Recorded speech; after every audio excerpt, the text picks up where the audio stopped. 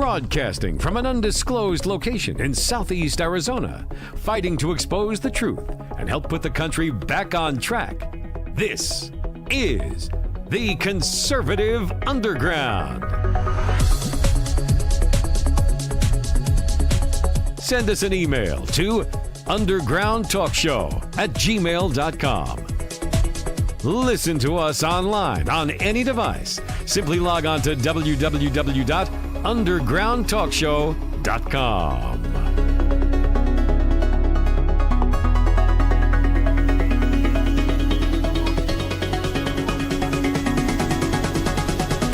And now, here's your host, behind the microphone of truth, Big D. Okay, thank you, Eric, very much. We are in the underground bunker in southeast Arizona in a secure, undisclosed location. Today I have a special guest, and we're going to invite Daniel Webster on here in just a second. Just a little bit of house cleaning. Remember, you can listen to us in the iTunes. You can listen to us on Google Play, Stitcher Radio, and, of course, Contra Radio Network. And I'd also like to give a quick shout-out to our new podcast, The Two Crazy Guys, which is broadcast on AM 540. Utah's Talk Authority. So with me today is Daniel Webster. Daniel is the man. You've got people out there that like to talk the talk, but Daniel's the guy that walks the walk. Welcome aboard, Daniel. Thank you, Don. Pleasure to be here. Yeah, it's good to have you. So let's talk a little bit about the border, because that I am pretty sure is your specialty, is it not? Well, since 2007, been volunteering on the border with MCDC, and then after that, kind of branched out and put our own team together. So I've been down there for a little bit of time. And so explain exactly what it is you guys do. With the Minutemen, we started out, it was a high-profile organization, volunteer. You had a lot of old people sitting in chairs on the line. And I'll tell you, it really opened my eyes to just the amount of flow of people that were heading north. Back in the early days, we'd see multiple groups a night from 80 to 100. They would all sit down and wait for Border Patrol to respond. That got kind of monotonous a little bit, so join the search and rescue team. We'd go out and do grid searches, provide humanitarian aid. So yeah, I did watch the video that you sent. There was a video of an individual, I guess he had blisters on his feet or something? Well, that gentleman was in a farming accident in Mexico. And he came up with a group. He got left behind by his coyote, because these coyotes are all about the dollar. So If there's people slowing them down, you may wake up and your group and scout or guide is gone and you're left to fend on your own. So as we were checking him out, making sure he was good to go, we took his shoe off and his foot stayed inside the boot. So, oh my gosh. We worked long hours, so needless to say, you're tired, you're drained, it's cold. So to see a guy's foot remain in the boot. And not to mention it's dark out there, so you really don't have anything but your flashlights. You don't. It's a jaw-dropping moment, and fortunately we had people that spoke Spanish. Yeah. And in the video, you can hear us in Spanish, and he tells us he had an accident and he had a prosthetic foot. Wow.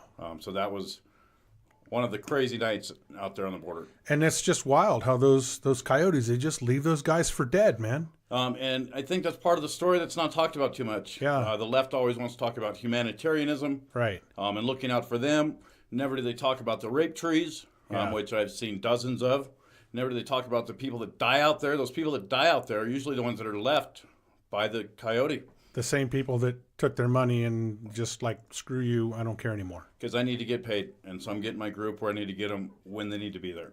Wow, that's insane, man. It's insane. Heartbreaking. Yeah, and I know, so I remember the Minuteman Project. I remember George Bush calling them the Vigilantes. The Vigilantes. Yes. And I'm thinking to myself, man, this dude doesn't have a clue.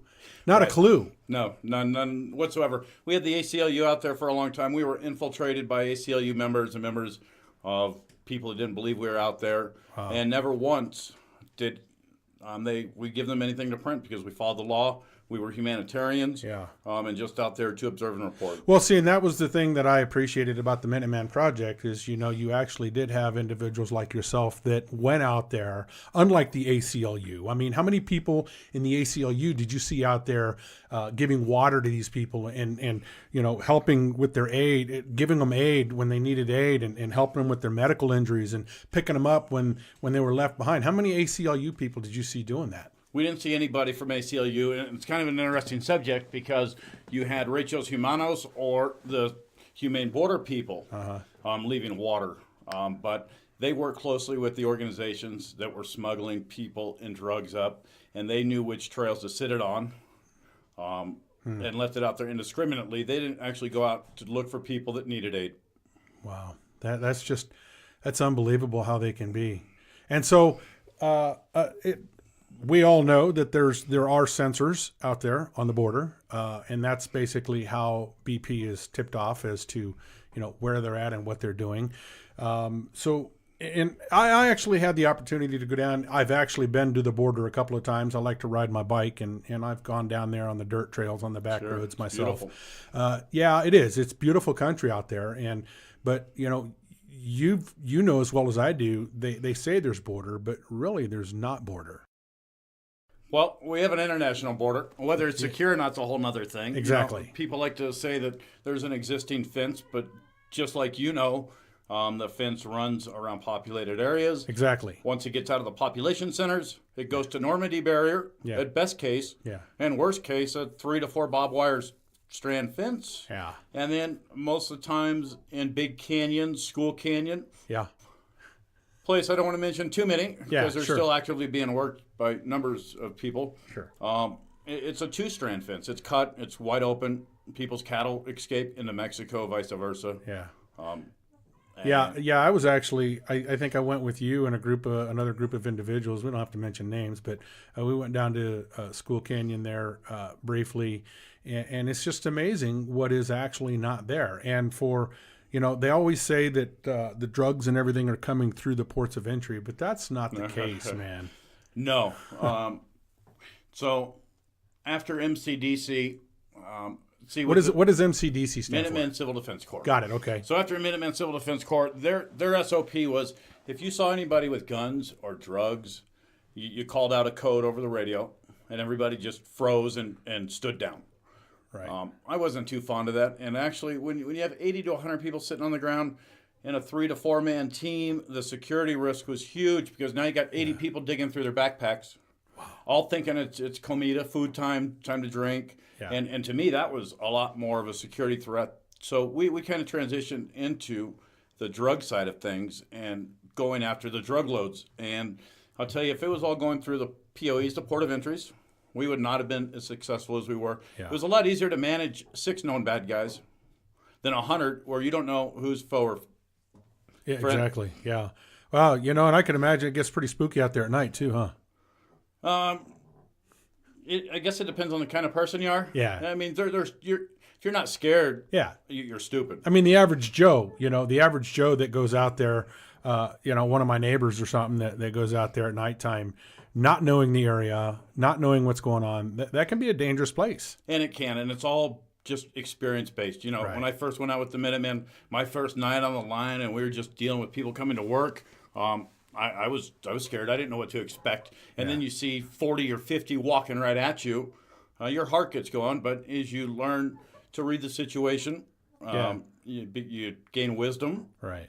And you figure out how to work it to where everybody's safe. Sure. Yeah. And so, so how many people were involved in the Minutemen? The Minutemen actual numbers, I'm not sure. Okay. I was new to the movement. Got it. Okay. And it was a large organization, national organization. We'd have biannual musters, and we'd get 60 to 70 people coming out sometimes, and it was just too many for my kind of cup of tea. Yeah, I agree. I mean, you start getting that many people together, and for me, I'm a loner guy. I don't like to be around a lot of people just because that's who I am. And people torque me off. I don't like stupid people, especially. Right. You know what I mean? Yep. And so you get around a lot of people that really don't know what they're doing, and they're gung ho to begin with, and they're trigger happy and all this other stuff, man. That's when it starts getting dangerous. Well, in a lot of recon, a lot of prep work, Yeah. a lot of intel, a lot of mapping, all goes into these operations. So you Exactly. don't want to go out and have some guy who doesn't know how to walk at night, kicking rocks, Exactly. and ruining all the hard work, let alone the 3 to 4 days you may put in staying up all night long, and have a group come through and have him do something when the group's 100 yards out versus when they're 5 yards out from you. Yeah, exactly. So yeah, it's frustrating, which is kind of why we went away from MCDC and started our own thing, because it was a hand-picked team and a small team. I think you see a lot of these other high-profile border groups who take donations, who have 30, 40 people show up, and they don't have success. And that's why, because you can't go out with a large footprint. Exactly. It's like hunting a deer. Exactly. You don't go out with a party of people. Right. It's right. just you, and your success and failure relies on you That's and right. you alone. Exactly. So, there's always things to be learned, and people can always look at that, reevaluate, and do better. Yeah, I agree. And so is Minutemen still going? No, they shut down. Some of the leadership sent out some emails that was worded very wrongly, sent the wrong message, and that's when I officially resigned and moved to Vehicle Valley full time. Got it. And so what happened there? Let's talk about that. Vehicle or MCDC departure? The Vehicle Valley. So Vehicle Valley, on the way back from Kings Ranch, which is where I joined up with the Minutemen, I could never get enough because we'd have groups, and so I lived in Buckeye at the time, and driving home was Interstate 8. And one day I stopped at the gas station there, the only gas station there. The V-Haul ran by a Muslim guy who ended up calling me quite a bit when groups would come in to purchase food. But I would go up there and climb on the silos, empty gas silos and glass, and the success rate was astronomical. Sure. And we will never see it again. There was no law enforcement work in that area. 8 out of 10 times I'd see groups just coming home, and that opened my eyes to a place that's 80 miles north of the border. And then from there, we just started deploying game cameras, and the images that we captured were just mind-blowing. Yeah. Armed escorted drug loads. That's the same area Louis Parole, the Pinal County Sheriff's deputy, was shot. I actually met him in the field one day, walking around a corner at Antelope with his rifle in my face. He was in plain clothes, didn't announce he was a sheriff. So I thank God for my restraint. Yeah. That I'm still here today to tell the story. Absolutely. Yeah. So, so that's a key thing is you have to be able to control your emotions, control your feelings. And fear. And be ready. I mean, I'm a believer. I'm a dead believer in that we need to be ready because the day is coming. The day is coming when you and I are going to have to defend ourselves. Now, against who? Maybe our own government. I don't know. Because right now I believe government's way too big. 100%. But whether it's the government or a bad guy at the gas station, Exactly. or your bike breaks down out behind the Huachucas, Yep. if you're not situationally aware at all times, you're behind the game. Yeah, that's bad juju over there if you're not careful, man. Yes, it can absolutely. be. It can be. And you go out there, you get lost in the desert, man, especially in the summertime. No water. Oh, you're done. You're done, man. You are. I did an experiment with water, how much water I can carry on my bike in those bags. They look like small bags, but I can put 3 gallons in each bag. So, and then a couple up top. So I got plenty of water, and for myself and for somebody else if I should stumble onto somebody that needs it. But that's why I bought the dual sport, was to be able to go off road, because that's me. That's who I am. That's what I like to do. Yep. Riding around town is boring. There's no fun to be had in the city on paved roads. End of story, period. Exactly. So I understand. And I'm one of those guys that gets it, that you have to be ready for that day, because, I mean, what happens if the sun decides it wants to spit at the earth? Sure. All Absolutely. the electronics that we have are done. You have to be able to survive without your electronics, man. 100%. And most people in today's society, man, you take their cell phone away from them, they're done. Lost. They are done, man. Yep. And so my father was a guy that could navigate the stars at night in the ocean without a compass. Wow. Okay. And he taught me a lot about, Orion's belt and Pleiades and all these different, constellations. And if you're looking in this direction, you should see that constellation. And see, as a kid that knew everything, I was like, I don't need to know that. But later in life, I realized how important that really is. Sure. Well, I think if you're lost in the middle of Vehicle Valley in the middle of summer, find the North Star and watch it. Maybe it'll comfort you while you slowly perish, because you're done out there. It's just brutal. And even in the desolate. wintertime, the desert gets mighty cold at night. Well, and the temp change. Yeah. That 30 degrees, people don't believe you can get hypothermia when it's only 60 degrees, but when it was 95 and you're humping around all day, and that temp drops 30 degrees, you have to experience it. I just can't even put it into words. Yeah. Hey, man, we're going to take a quick break, and we're going to listen to a couple of our sponsors, and then we're going to give Daniel a chance to regroup and come back in after the break. You are sticking around after the break, right? Absolutely. All right. We'll be back right after this, so don't go away. This is Contra Radio Network, internet radio for the discerning prepper and patriot.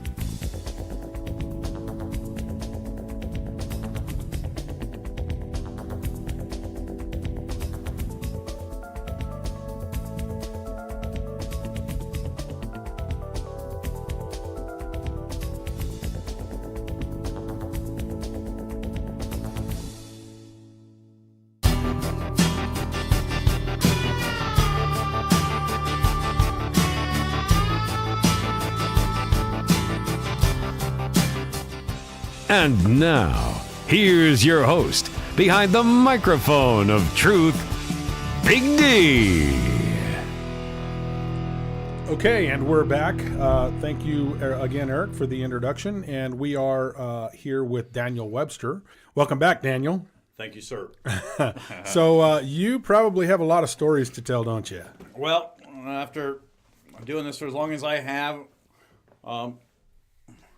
stories that I've told people and walked away and thought to myself, I don't think that person truly thought that was a truthful story. Just for a group of volunteers to be able to go out and spend 4 or 5 days in the middle of nowhere and see the things we have, unfortunately, it shouldn't be happening, but it has, and it does. Vehicle Valley, the Minuteman stuff, that was pretty run-of-the-mill stuff. But once we got up with the narco trafficking of vehicle, rip crews were one of our biggest concerns. The people humping dope were a concern, but not as much as the people working the other side of it. They'd get intel from the narco traffickers to go steal loads from people, which is how Brian Terry got killed. Right. And we were working an off-ramp on Interstate 8 one night, a mile and a half south with our scope. And we had a vehicle pull up off the highway onto the old frontage road. 3 guys standing up in the back of a truck. We sent a couple of guys over there with some night vision, saw they had AKs. We pulled them back to the scope truck, called it into BP. And it happened to be a family. There was a rip crew. They had 3 AKs and 3 sidearms. They were sitting there waiting on a load. And every agency under the sun responded to them. They were legal U.S. citizens. Wow. Their story was that if you've hunted in the past, so they were 100 yards south of the interstate with AKs and pistols at 2 in the morning. And their story to law enforcement was they were hunting mountain lions. They had no hunting license, no tag. So Border Patrol responded, ran them every which way they could. Didn't have nothing. MCSO showed up, ran them every which way. BLM showed up. About 6 in the morning, they finally had to cut them free. But intuition and instinct truly kept us out of a horrible situation that night. Definitely a firefight. Had we not been Could as have been, restrained yeah. as we were. Yeah. Vehicle's kind of dead. So that was Freeman Road. Freeman Road was a hot spot back in the day. I remember we were hanging out at the VHA gas station one night. We had some technology that triangulated peanut radio frequencies. We're sitting there and a peanut gets keyed. So we get a single line on them. We start moving. It gets keyed again. This again is at Lost Horse Peak at Freeman Road. So now we triangulated on this location. We went in, swept the mountain, had some guys run into a food drop, a resupply for a drug load that was coming up. And we've seen a lot of food drops. throughout our time out there. But this one was enormous. 4 different types of beer, PSPs, brand new, hot dogs, KFC, Taco Bell. Well, I mean, just everything. It's like half the supermarket was out there. So we knew a load would be coming up that night. We sit the thermal up south of Lost Horse Peak, and there's footage on Secure Border Intel of this incident. Maybe we can provide a link to that or something. Absolutely. When they get sent out. And sure enough, a drug load comes up, but that's one of the instances that technology works well. I think a lot of people think technology is always the answer, but it fails you more times than not out there. Communications fails. Absolutely. That goes right back to that whole thing that we were talking about, a solar flare, Absolutely. Electronics they're good in the city, but you get out there in the middle of nowhere, you're done, man. And without the stuff you rely on to keep you alive, when that fails, everything goes south quick. Yeah, I can imagine. You don't have the right clothes, you don't have any food. And, we were talking about how the desert gets cold at night. The difference between freezing and not freezing is 1 degree. Absolutely. Yep. Water will freeze in a matter of 1 degree. 100%. That's wild. So you can imagine being out there not ready. Hypothermia can set in the desert at night. You can be out there in the summertime and literally roast yourself to death. Well, and I think that was one of the blessings to work in vehicle back in the day when it was hopping, 09, 2010. They would use mile markers as loadout. So we didn't have to really deploy deep. And the deeper we deployed, the less likely we were to see anything. And we'd set up on mile markers, and it's kind of luck of the draw based on your intuition, your instinct, your recon, where's been busy, where hasn't been hit lately. But as times changed, they got away from that, and they really started to use scouts, lookouts. Yep. And we had a drought where we went 8-9 months without a drug load. And if it wasn't for the camaraderie of the team, most lesser people would have said, screw this, I'm out of here, because the adrenaline rush is second to none. So when you're going out there and you're spending 4 days perched up on a hill or fighting the elements for no fruit, it's demoralizing. But you know that just like fishing or hunting, you don't quit fishing. That's right. You keep going out. That's right. So there came a point in the operation of Vehicle Valley that I rode off the drug loads and we started going after the scouts. I thought we were much more effective going after the scouts, taking their eyes off of the valley, because their men on the hill dictated the traffic, when it moved, where it moved. And so we can take a drug load down, and that's great. It feels good. The trophy pictures are nice. Some people like to hunt elk and take trophy pictures. I'd rather stack bundles and take trophy pictures. Right. Just my preference. I mean, so we started going after scouts, and that's a whole nother game, other tactics to it. But you take their eyes down, you take their comms down, man. You get their repeaters. Poke the eyes out of your enemy, they can't see anymore. And it shuts the valley down, not indefinitely, but until they can get another guy up on the hill. Sure. Some of the stuff we'd find on these lookouts was mind-blowing. They're so well funded. I mean, brand new caches of supplies from REI. Wow. Brand new sleeping bags, stoves. There was a cave north of the VHA gas station in Vehicle Valley that had 75 car batteries up there, all dead, that they were using to recharge cell phones. Imagine that. And things. And, I mean, if you didn't know where this cave was, you never would have found it. But it was right there at a main intersection off 8, headed up into Maricopa. And so we helped BP get rid of those batteries. And so is that Indian, what do they call it? the Tohoto O'odham? Yeah, is that Tohoto O'odham Nation up in there? Well, south of Vehicle Valley is. So just north of the TO Res is all BLM land. And the reservation might as well be Mexico. Wow. They assist them guys. You could go through some of the small towns on the north side of the reservation, just south of the BLM land. And we've driven through towns like Caca and Chichu, and you'd see 100 illegals hanging out under the shade, resupplying, waiting to head north. Oh, wow. It's a whole other world. And they're pretty much protected on the reservations, right? I don't know what level of protection, but they were definitely comfortable enough to hang out in mass quantities and not worry about anything. And not worry about nothing. And that's something. It was mind-blowing. You know, this area that we're in, Cochise County, the great Indian chief Cochise and Geronimo both roamed this area. And, you know, they did the same thing. They had their scouts. That's how they knew that, you know, Camp Stone was low on supplies because they had their, and then they'd ride through. They couldn't figure out why they didn't retreat because they'd go to the next mountains. You know, they'd go from the Huachucas to the Chiricahuas, and they had his plantations up in there, and that's how they'd resupply their troops. And then when they would time the supply trains, and so they knew when Camp Stone was going to be supplied, and then that's when they would come when they were low on supplies. Yep, absolutely. And the scouts are so pivotal in the success of the drug loads getting through. I was talking to an agent out of the Ajo station years ago, and he told me that the National Guard actually helped them figure out how the scouts worked using, I don't know, some stuff that was over my head. Yeah. And they watched a load cross the border down near Lukeville. And they used 17 different hills to every 5 or 10 miles. There was a scout, and they were able to pick up their communications all the way up north until it hit Interstate 8. Man. So that they pretty much work with impunity. If it wasn't for the awesome men and women of Border Patrol and BORTAC getting heloed into these places and these hills to hit them. So how well trained would you say the coyotes are?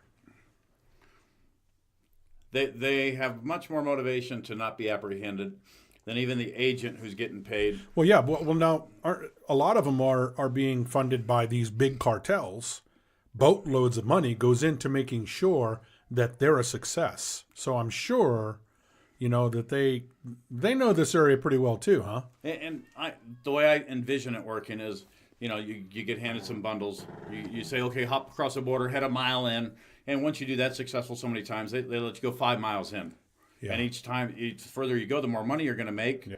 The drug load that we'll provide a link to with the thermal camera, there was one guy out of that load that quit, for lack of a better term, or simplistic reasons. Sure. We had a gentleman, big black guy named the Beast. He was like 6'6", 240, all muscle, standing over this guy. We're sitting there talking to him, waiting for BP to respond. And the Beast asked him, how many times have you crossed?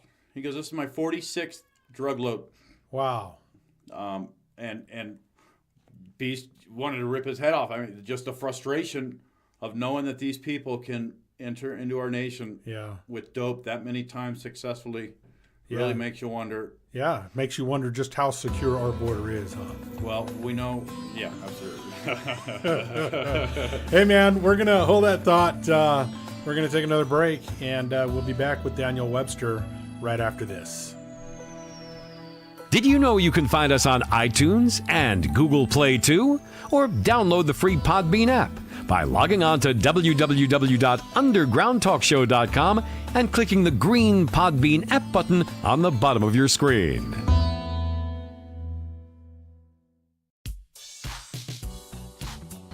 Hi, this is John Jeffers, inviting you to listen to my show, The Jeffers Brief. You know, on The Jeffers Brief, we discuss topics of interest and concerns for preppers and patriots. You can only find us on the Contra Radio Network on podbean.com or KYAH 540 AM, Utah's Talk Authority. Hope you join me, and we'll talk to you then.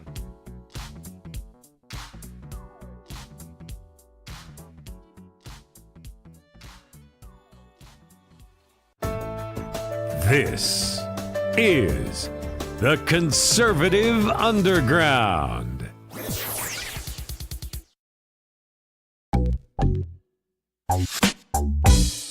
Catch us on social media, on Facebook at Underground Talk Show, and on Twitter at Underground Show 2. That's SHO and the number 2. Okay, and we're back. Welcome back. Daniel brought a sign with him, and I remember the signs. I'm gonna just read the big bold red letters. It says danger, danger, public warning, travel not recommended. And I remember those signs when they were up, and they caused quite a bit of controversy too, huh, Daniel? Yes, they did. And let me just get started by saying, you know, there's a lot of things we go through in life, and I think a lot of times people think that one person can't make a difference. This sign is proof that you can make a difference. If you want to go out there and put the work in whatever it is, whatever we go through in life, you can make a difference. And these signs were a direct reflection of our game camera footage that we got out there in Antelope. This was prior to the Louis Pearl shooting. We released game camera footage of massive amounts of drug traffickers, guys with AKs, scouts heading south to get set up, and of course highways of illegals. And I didn't release that footage. I went to Border Patrol ahead of us releasing that and sat down with them and HIDA and BLM and other agencies at the station and gave them copies of all the footage for them to use to work off of. Asked them if they thought it'd be okay if we released it. And they said, hey, it's free. You can do what you want with it. But thanks for giving it to us first. Kind of a sidebar to that. After that meeting, I walked out there with HIDA and some intel guys for BP to the same area Louis Pearl was shot. So the night that Louis Pearl was shot, I happened to be in the field. We spent a lot of time out there. Mm-hmm. I got a call from an agency checking our 20, making sure we're good. There was a 911 call of somebody being shot. I said, no, we're code 4. We're good to go. And they said, okay, maybe somebody from Pinal County. I called their HIDA liaison, who was a young kid active out there, asked him if he was good. He said, yeah, I'm good. My next call was to Louis Pearl. Louis answered and said, hell no, I'm not good. The effers shot me on the right side above my belt. I said, well, Louis, nobody knows it's you. They don't know where you're at. What's your 20? Are you good? And he says, I'm an antelope. So I truly believe it was, I don't know if it was an act of faith or coincidence that I had walked out there earlier, because I was able to call that agency back and say, hey, I walked you guys out there 90 days ago. So they knew exactly where it was. Now, the frustrating part to that was, here we are shortly after sunset, wind blowing in our face. I knew exactly where he was. And they brought TAC teams from Phoenix to go look for these assailants that shot him. So I called every agency and kind of told them I was going to go in and help them. And, of course, because we're volunteers, civilians, retired law enforcement and military, but they said, no, you stand down. So for them to send somebody from Phoenix, some city boys who don't know the terrain, I'll still never understand why. But these signs are a direct response to that game camera footage going viral. Yeah. They had to do something. I got a call from somebody within BLM who allowed me to watch the first sign go up. A backstory to these signs. Mm-hmm.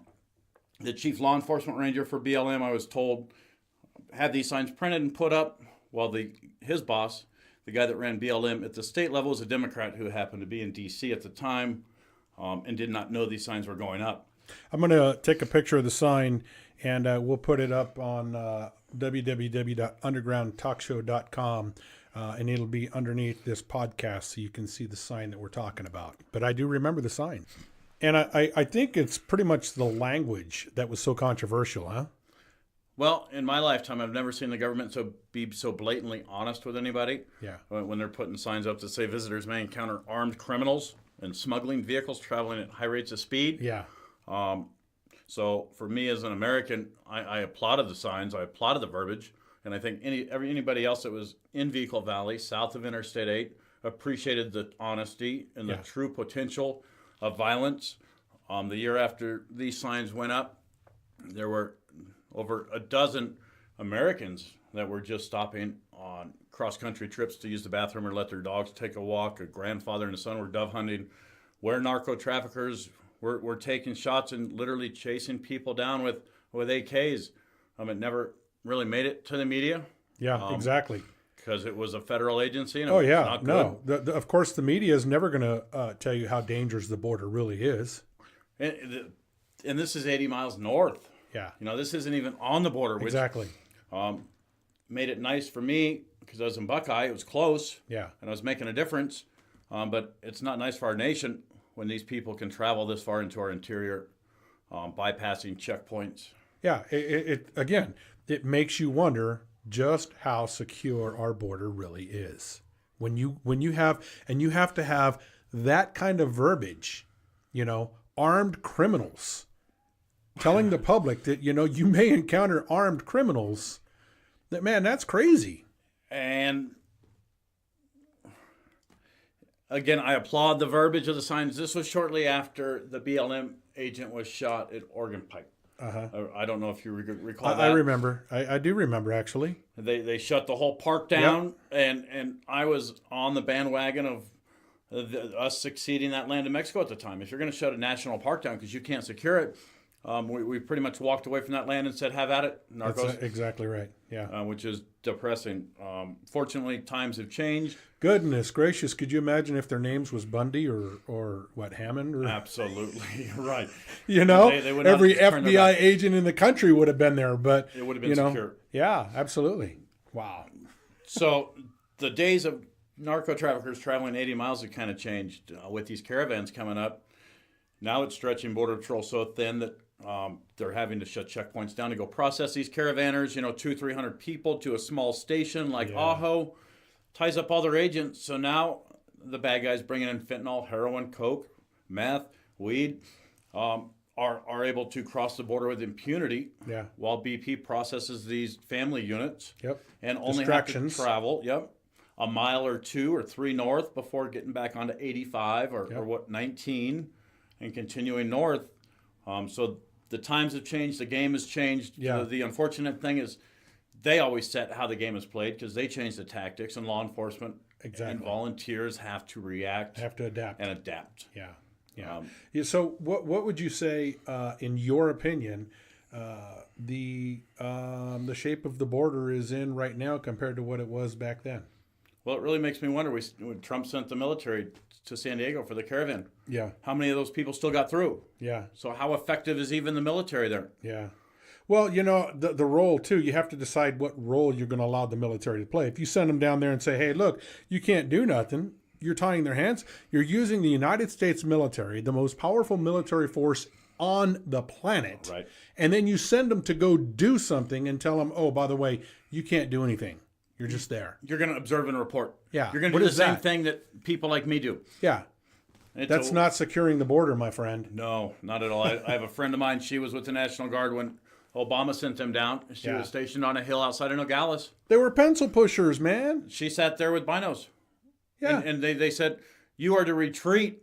If you see armed loads coming your way, you stand down and don't do nothing. I mean, it blows my mind. I know, man. And to the media, so the media paints a whole different picture, and the Democrats, this is a humanitarian effort.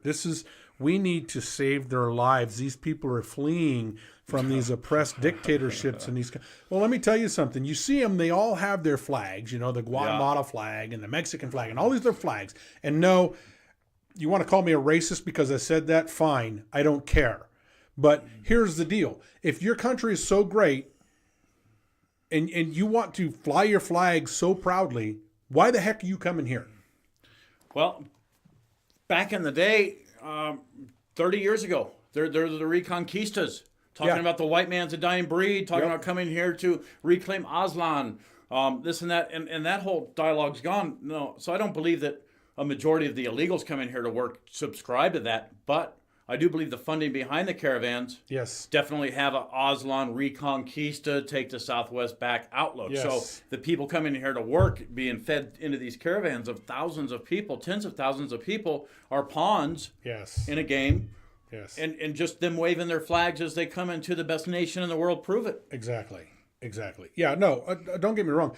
I get it because I lived in Panama. I was in Central America. I saw General Noriega. I was talking about this last night when we were on the Patriot board with John Jeffers of the Jeffers Brief on Contra Radio Network, and we were talking just about this. Or no, it wasn't. I was with Mark Boyle, and we were talking about General Noriega in Panama, and I saw the man load battery acid into trucks and go out there and spray the citizens at at anti-Noriega protests, spraying battery acid on his own people. So, I get the fact that there's an oppression that these people are trying to leave.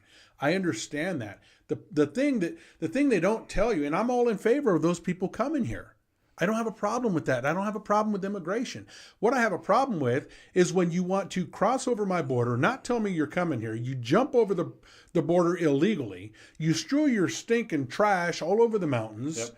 You know, you End up come burning here. the mountain down. You burn my flag. You're breaking into barns and tearing up stuff and spooking the farmers' animals. Killing and then ranchers. Come here with your flag, burn my flag, spit in my face, and then demand I respect you. That's what I got a problem with, brother. Well, and I'm sure Pat Krenz would love to jump in on this. Yeah. With her husband being slayed on his own land. Yeah. For calling in narco traffickers. I mean, Ladd, all of them.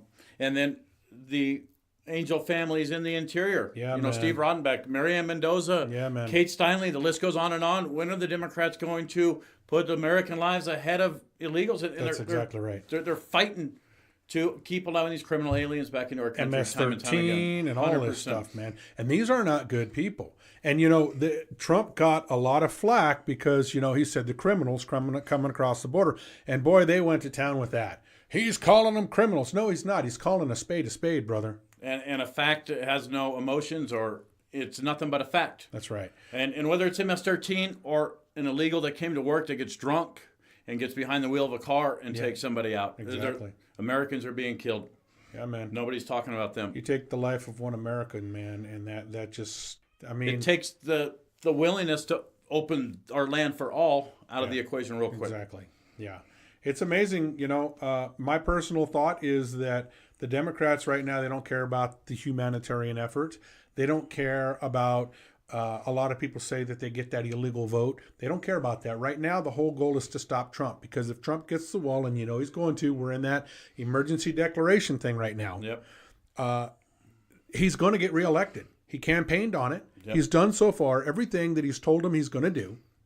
And now, here we're going towards this wall. They're trying to stop it tooth and nail because they know if that wall goes up, he's getting reelected by a landslide. Well, these people claim they're humanitarians, but yet all these children that are trafficked for sex, all these people that are left for dead, all these women that are raped. I mean, the percentage of women that are raped even in these caravans is a third of them. So if they were truly humanitarians, they would ensure that something else needs to be done. Again, that goes back to the time when you guys were out there on the border that night with that video. I'll see if I can post that video over on redstateunderground.com. But, you guys are out there in the middle of the night helping this guy that was left for dead by, I didn't see any of the chanters that were, the humanitarian guys out there at, whatever time of night that was. I don't know because I wasn't there, but it was late at night. It was cold. It was windy. It was blustery. And here this guy was just left to die. Where was the humanitarian effort there? Well, and not only that, but the irony behind that, because at that point in time, they're trying to claim in the news that we're out there harming and shooting Vigilantes. Mexicans. Yeah. We're vigilantes. Yeah. So, I would just say, believe nothing you see in the media. Absolutely. Dig up your own facts. Believe nothing you see in the media and question the government often. Every time. I'm a firm believer of that, man. The media, look, we already know that CNN, they will create a lie and go to news with it, knowing that it's a lie. Dan rather not tell the truth Right. was the whole start of that, and they knew the story was bogus and they went to press with it anyway, as if it was factual, and now you've got every media outlet there is out there, bashing Trump on a daily basis. I was talking about this too, on the Two Crazy Guys podcast. Every single day since Donald Trump has been elected, it's been a bash fest by the media, by Hollywood, by the big voice on the left, every stinking day. And they can't figure out their poll. I'm not a big fan of polls, Sure. but this was their poll that they created, shows he's at a 52% overall rating. And they can't figure out how he's at such a high approval rating when every day they've tried everything they can to bash this guy. Russian collusion. Yep. They've tried the prostitute thing. They've tried that he's a racist. Now, if you've ever talked to him, this Roger Stone thing. We sent more FBI agents in at 6 o'clock in the morning on a Saturday morning to go arrest an unarmed man in his own home. Sorry, man. I get on a rant, dude. Well, the way I shut them down real quick is I asked them if they supported the 2006 Secure Fence Act, and you mentioned CNN. I'll mention Fox. The 2006 Secure Fence Act gave funding to 700 miles. Well, not even Trump, not Fox, nobody's calling them on the real numbers of fence that went up. Yeah. Right here in the Huachucas behind the Coronado Monument, we see what is a portion of what they call fence. 300 miles of Normandy barrier. That's no fence. And so Fox or Trump is not saying, well, of the 700 miles that money was appropriated for, only 400 actually received fence and 300 is some freaking Normandy barrier. Exactly. So Pork fat. there's the media for you.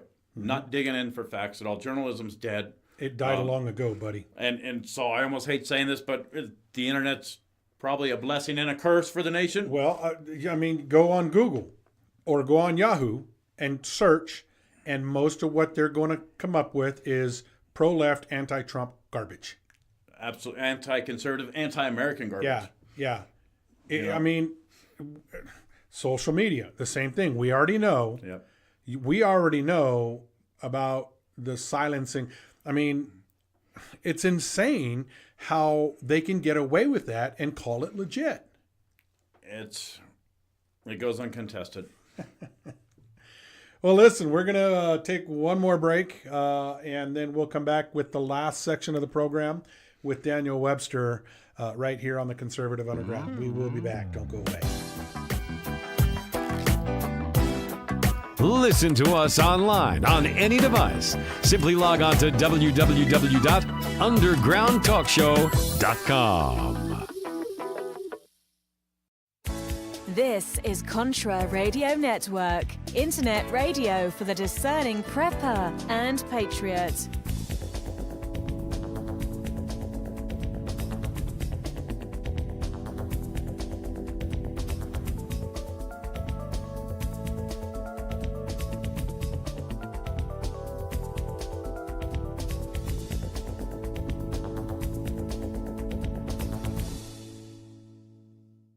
I feel good that I'm keeping myself informed.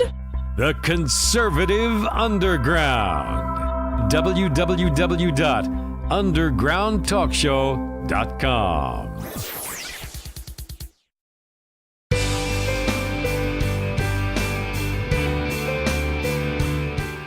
Listen to us online on any device. Simply log on to www.undergroundtalkshow.com.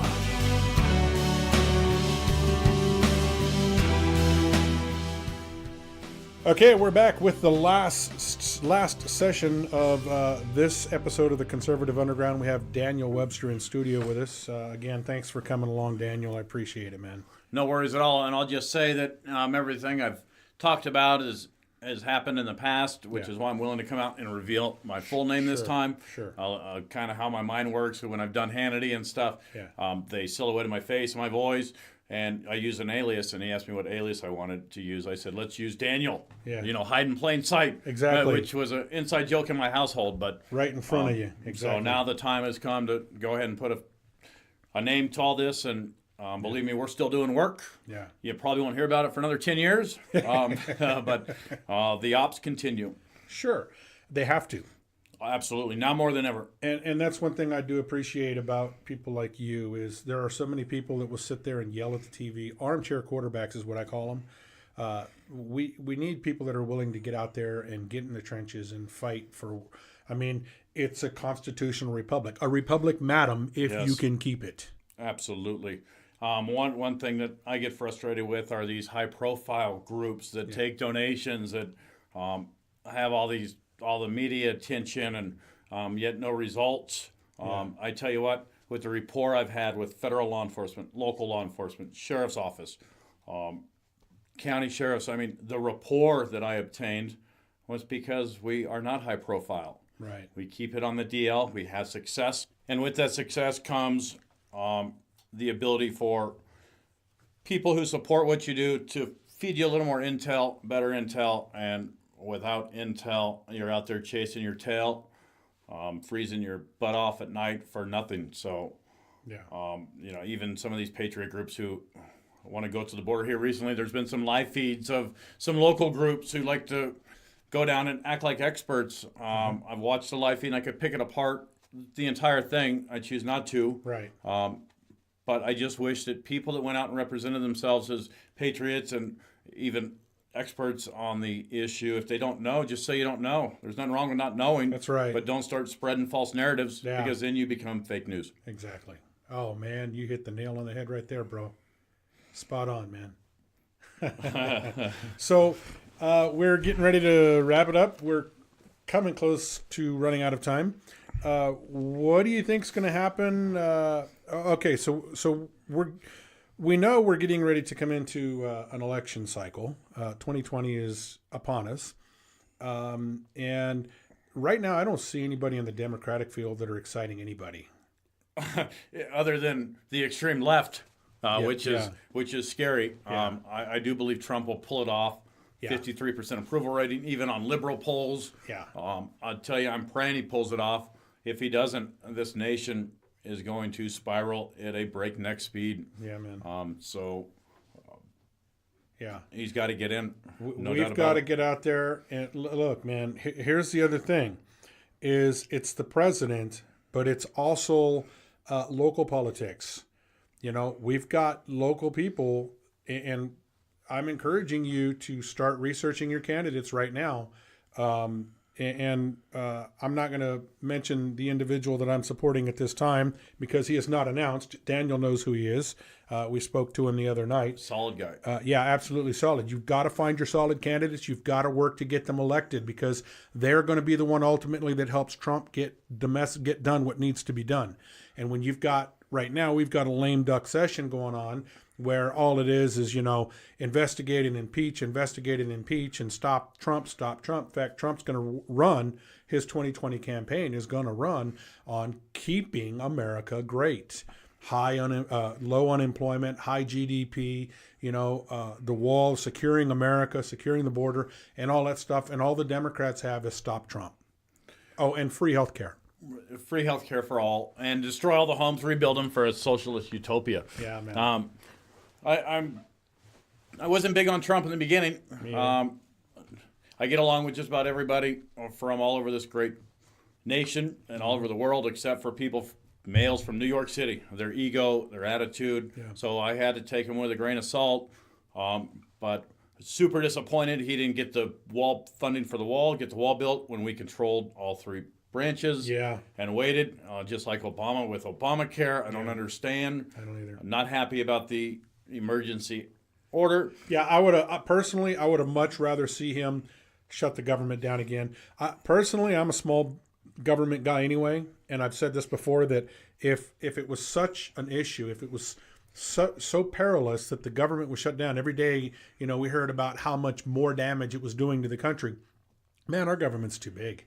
It is, and it ran fine. We all got to work. We all ate. And even the Border Patrol agents I spoke with during the shutdown and here after the shutdown, all would support another one for border security. And I think all Constitution-loving Americans would have supported another one rather than I would have the Pandora box of whether the emergency declaration. Yes. Yeah, because whether it's constitutional. I've looked at it. I've looked at it, and I've looked at the powers. I mean, Article 2 shows you the powers of what I don't like that word power, but it that's the way it's defined. So we'll go with it, and it's all there if you want to. But I don't see, in Article 2, I don't see anywhere where it references shutting down the government. I mean, we're an emergency declaration. Yeah, the president was set in '79, and every president has done these articles of emergency action before. Absolutely. I think all we can do is continue to pray for our nation, continue to pray for our first responders, our Border Patrol, our military, and our peers and neighbors, and hopefully get this nation back on track. Well, the Republic is in great peril. I mean, it is in great peril. When you have, and I was asked what is coming up in the near future on the conservative underground. I actually have the new Green Deal right here. Oh. And I'm going to be picking this thing apart. Everybody's talking about it, but I'm going to be picking it apart line by line. Did you know that, so we have the Bill of Rights. The first 10 amendments of the Constitution are known as the Bill of Rights. Those Bill of Rights are basically telling you what the government cannot make you do. Yep. Okay? The right to keep and bear arms shall not be infringed. Ever. I don't care if Nancy Pelosi says a Democratic president can declare a state of emergency. You cannot declare a state of emergency to override an inalienable right. Absolutely. Okay? But they want to rewrite the entire Bill of Rights right here in the Green New Deal. Not aware of that. Yeah. You'll have to make It's a copy right for here. me. Wow. And I'm going to be going through it line by line because, first of all, the Green New Deal is unsustainable. It will not stand. It'll implode itself just like socialism always does. In every nation before. Yeah. And so I will be going through that. You guys need to stay tuned because that's coming. But here's the deal, man. You need to get out there. You need to pick your pony, and you need to ride that pony all the way to the finish line because I'm telling you, it's not just Trump that we've got to get elected. We've got to get the little guys, the worker ants that are willing to go into the field and do the work. We've got to get, just like Daniel, willing to go out there at nighttime and do the deal while, most people sleep at home in early hours of the morning when it's cold and windy out there. And you got guys like Daniel that are out there doing the work, That's respectable by anybody, at least in my book, that's highly respectable, man. Well, thank you. I love this country. I don't think any servicemen or spouses or anybody should come home after deployment and have to worry about what drugs are coming through their backyard in the middle of the night. It doesn't stop in Arizona. It continues to every state in the nation. So if I can do my small part to ensure that poison's not being spread, it's an honor to do so. Yeah, man. So maybe we can have him come back again. Share, subscribe, comment, whatever you need to do. Remember, this will be on Contra Radio Network. It'll be on, all of the podcasts deals out there, Stitcher Radio, all of that. And make sure you log on to the website at www.redstateunderground.com as well as www.undergroundtalkshow.com. You'll hear us on prepperguy.com, Two Crazy Guys, the number 2 with a letter K, twocrazyguys.com, and of course, ContraRadioNetwork.com. Big shout out to all those guys and all those shows over there. There's a lot of prepping stuff, a lot of Patriot stuff. Go over there and check it out. Again, Daniel, I really appreciate you coming in today and spending some time with me today. It's been absolutely priceless experience for me, man. It's my pleasure, and be happy to come back anytime. Awesome. Well, we'll look forward to having you back. Okay, hey, I just want to say thank you for tuning in because without the listeners, we're not a show. So remember, like, comment, subscribe, all that good stuff. And we'll see you again next time. Remember, we're going to start dissecting the new Green Deal here pretty soon. So stick around for that. Until next time, thanks for tuning in. This has been The Conservative Underground. Send us an email to undergroundtalkshow@gmail.com. Don't forget to log on to our website at www.redstateunderground.com. Listen to us online on any device. Simply log on to www.undergroundtalkshow.com. Catch us on social media, on Facebook at Underground Talk Show, on Twitter at Underground Show 2. That's SHO and the number 2.